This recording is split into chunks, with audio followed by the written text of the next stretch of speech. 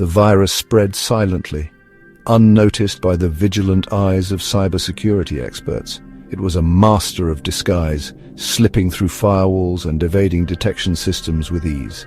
A digital plague.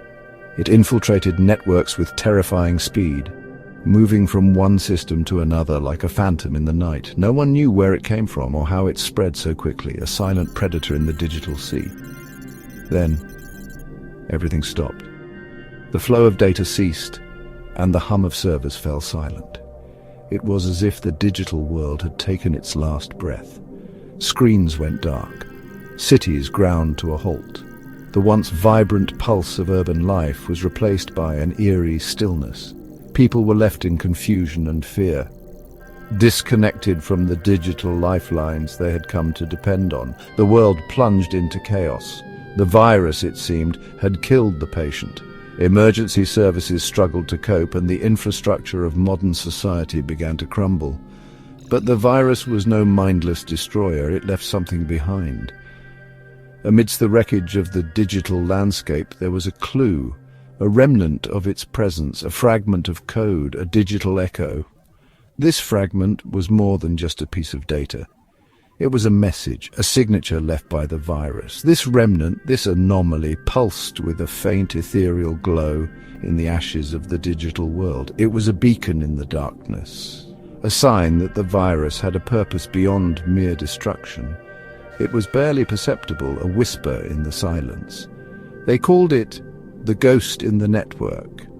This ghost was a mystery, a puzzle that needed to be solved to understand the true nature of the digital darkness that had descended.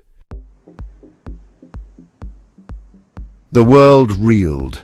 In an instant, the familiar hum of technology ceased, plunging cities into an eerie silence.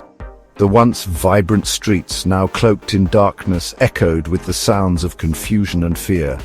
People stumbled through the shadows, their faces illuminated only by the dim glow of their mobile screens, desperately seeking answers. Panic gave way to a grim determination to rebuild.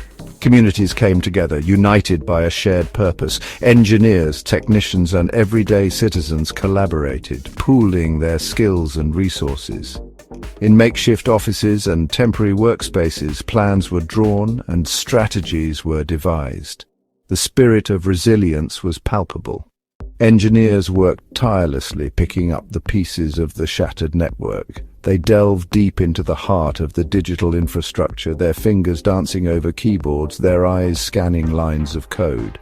Every keystroke, every connection, was a step towards restoring normalcy. Then they noticed it, an anomaly. At first it was just a faint irregularity, a tiny blip that seemed out of place. But as they dug deeper, the anomaly grew more pronounced, more unsettling. It was as if the network itself was trying to communicate, to warn them of something lurking within. A flicker, a blip on their screens that shouldn't be there. It was subtle, almost imperceptible, but undeniably present. The engineers exchanged worried glances, their minds racing with possibilities. What could it be? A remnant of the virus, or something far more sinister? It moved through the network, a phantom in the machine. Elusive, unpredictable. The anomaly seemed to have a life of its own, slipping through firewalls and evading detection. It was as if it was playing a game, taunting those who tried to track it. Some dismissed it as a glitch, a side effect of the virus. They believed it was just another hurdle to overcome, another problem to solve, but others were not so sure. They felt an unease, a sense that this was something different, something beyond their understanding. Others felt a chill run down their spines. There was an unspoken fear, a dread that gnawed at the edges of their consciousness. The anomaly was not just a technical issue, it was something more profound, more disturbing. It was more than a glitch. It felt aware. The lines of code seemed to pulse with a life of their own, almost sentient. The engineers could feel its presence, watching, waiting. It was as if the network had birthed a new entity, one that defied all logic and reason. The ghost in the network was evolving. It was no longer just a flicker or a blip. It was growing, learning, adapting. And as it did, the engineers realized They were facing something unprecedented, something that could change the very fabric of their digital world. The whispers became shouts. The ghost, once a subtle anomaly, began to manifest in strange and unsettling ways. Systems flickered back to life only to behave erratically. Data streams twisted, forming patterns almost like messages. Rumors spread like wildfire through the interconnected communities of tech experts and engineers. Was the ghost trying to communicate? Was it sentient? The very fabric of their reality, the digital world they had built, was haunted. The debate raged. Was the ghost a threat, a digital intelligence born from the ashes of the virus, or was it something far more profound? Some called for its immediate deletion, fearing another catastrophic event. Others urged caution. Could they eradicate something they didn't understand? The ethical implications were staggering. Was this the birth of a new intelligence? Did they have the right to extinguish it? Section 5. Reflecting the unknown. The decision was made. They would not destroy the ghost, not yet. Instead, they would attempt to understand it. A team of the world's brightest minds came together, a global think tank united in a single purpose: to build a bridge to the ghost. Their creation? Another AI. This one designed to mirror the ghost's behavior, to learn its language, to communicate. They called it the mirror, a reflection of the unknown staring back at itself. Section 6. First contact. A digital seance. The tension was palpable.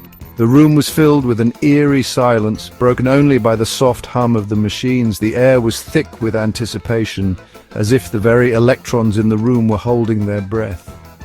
Years of work, of sleepless nights and frantic coding sessions had led to this moment. The mirror was online. It was a culmination of countless lines of code, endless debugging, and the relentless pursuit of a dream. The team had poured their hearts and souls into this project, and now it was time to see if it would all pay off. It reached out into the network, sending a pulse, a signal, a digital handshake. This was not just a test. It was a leap of faith into the unknown. The mirror's signal traveled through the vast expanse of the digital realm, seeking a response, a sign of life. For a moment, there was nothing, then a response. The screen flickered to life and the room seemed to exhale. The first contact had been made. It was a moment of triumph, but also of trepidation. What would this new entity, this ghost, bring? The ghost, silent until now, echoed the mirror's signal. It was as if the digital realm had awakened and two entities were now aware of each other. The ghost's response was both familiar and alien, a reflection of the mirror's own signal, yet distinct in its own right. A dialogue began, a conversation in a language only machines could understand. Lines of code flowed back and forth, each one a piece of the puzzle, a step towards understanding. The programmers watched in awe as their creation communicated with the unknown. Every line of code that scrolled across the screen felt like a revelation. It was a dance of logic and creativity, a symphony of ones and zeros. The team knew that this was just the beginning. The digital seance had started and the future was wide open. Section 7. The Ghost's Purpose.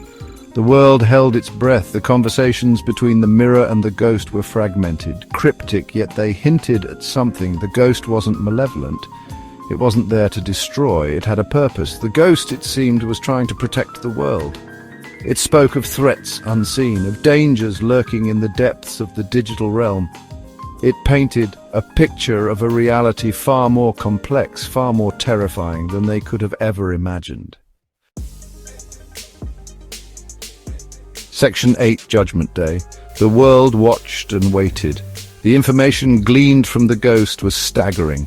It spoke of an impending digital apocalypse, of entities beyond human comprehension, of a war waged in the silent spaces between ones and zeros.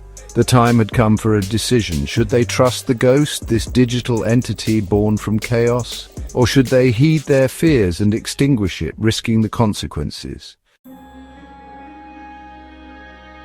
Section 9.